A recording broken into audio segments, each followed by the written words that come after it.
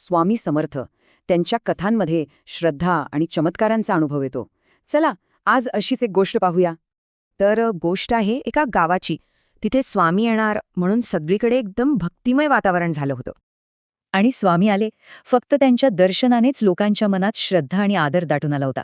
मग जमलेल्या सगळ्या गावकऱ्यांनी मिळून स्वामींपुढे एक मागणी ठेवली. त्यांची विनंती अगदी साधी होती. भुकेल्यांना अन्न मिळावं. किती तो विश्वास! पण त्याच गर्दीत एक बाई होती, जिची अडचण मात्र सगळ्यांपेक्षा खूप वेगळी आणि वैयक्तिक होती. तिची गाय, जी तिच्या जगण्याचं साधन होती, ती तब्बल 4 वर्षांपासून दूधच देत नव्हती.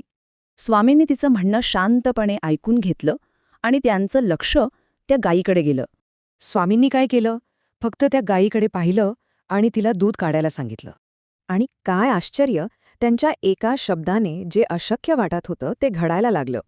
जी गाय 4 वर्ष भाकड होती, ती सगळ्यांसमोर दूध देऊ लागली. विचार करा.